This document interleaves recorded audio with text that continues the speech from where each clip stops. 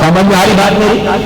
تو ہم کیا کہتے ہیں کہ عبادت تو خدا کی ہے، اس میں تو کوئی شک ہی نہیں ہے، اور جو رب کی عبادت نہ کرے ظاہر بات ہے اس سے ہمارا کوئی رشتہ بھی نہیں ہے، کوئی ناطہ بھی نہیں ہے، اس لیے کہ ہم توحید و رسالت کے داعی ہیں، لا الہ الا اللہ محمد رسول اللہ کی صدا ہماری زبانوں پر گونجتی ہے، لیکن ساتھ میں ہم کہتے ہیں رب نے جو اسباب بنایا ہے اس کا بھی ادب کرو، اس کی بھی تعظیم کرو۔ یہی تو وجہ ہے ہم ماں کا ادب بھی کرتے ہیں، باپ کی تعظیم بھی کرتے ہیں، استاد کا ادب بھی کرتے ہیں، اور اگر اپنی مسجد کا امام ہو تو اس کا آنکھ بھی سنتے ہیں، اس لیے کہ یہ وہ حضرات ہیں جنہیں عزت خود رب دے رہا ہے، جنہیں ساری شانیں کون دے رہا ہے؟ رب دے رہا ہے۔ تو جب رب کی عبادت کا دعویٰ کرتے ہو تو رب جنہیں شانیں عطا کرتا ہے تو کیوں ہم اس کا ادب نہ کریں؟ اور ادب وہی نہیں کرتا جس کی عبادت کرنے میں خامی اور نقص ہوتا ہے۔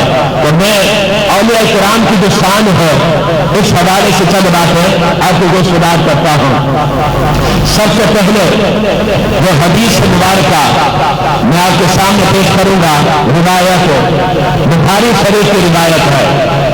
آپ حضرات کو معلوم ہے بخاری کا مقام بڑا نرالا ہے، بلکہ آپ سنتے رہتے ہیں کہ اصح الکتب بعد کتاب اللہ، روح زمین پر قرآن کے بعد جو سب سے صحیح ترین کتاب ہے وہ بخاری ہے۔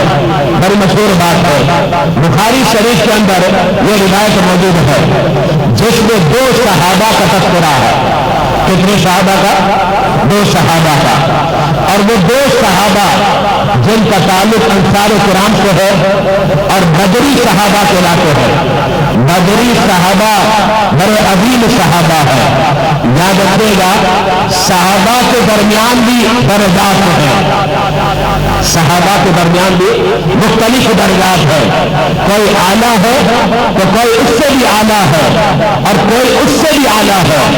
اچھا یہ بات جو میں آپ کے سامنے پیش کر رہا ہوں اگر آپ اس انداز میں پیش کرتے ناجائز تو نہیں ہوتا، لیکن میرے ضمیر نے کہا کہ جو انداز ابھی میں نے آپ کے سامنے پیش کیا ہے میں اسی انداز میں پیش کروں۔ ایک اور انداز میں تھا کسی کا درجہ ادنا ہے اور کسی کا درجہ اعلیٰ ہے، میرے دل نے کہا صحابہ کے لیے ادنا لفظ کیوں استعمال کرو، سب اعلیٰ ہے، تو کوئی اعلیٰ ہے کوئی اعلیٰ در ہے، کوئی اعلیٰ در اور اعلیٰ در ہے، تو میں نے کہہ دیا صحابہ کے درمیان درجات متفاوت ہے اور مختلف ہے، کوئی اعلیٰ ہے تو کوئی اس سے بھی اعلیٰ ہے۔ اچھا اب ان اعلیٰ میں صحابہ کون سے ہیں؟ بدری صحابہ، بدری صحابہ جو مارکہ بدر میں شریک ہوئے تھے۔ مارکہ بدر میں جو صحابہ شریک ہوئے جناب رسالت مآب علیہ السلام نے ان کے متعلق کیا فرمایا سنیے۔ فرمایا جو غزوہ بدر میں شریک ہوئے فرمایا رب تم سے راضی ہو گیا، رب جو ہے تم سے راضی ہو گیا، اور پھر میرے آقا نے فرمایا رب راضی ہو گیا، رب نے تمہاری بخشش کر دی، مغفرت کر دی۔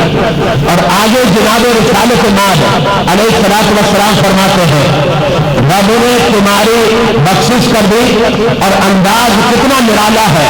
فرمایا اے بدری صحابیوں رب تم سے اتنا راضی ہو گیا اب تم جو چڑا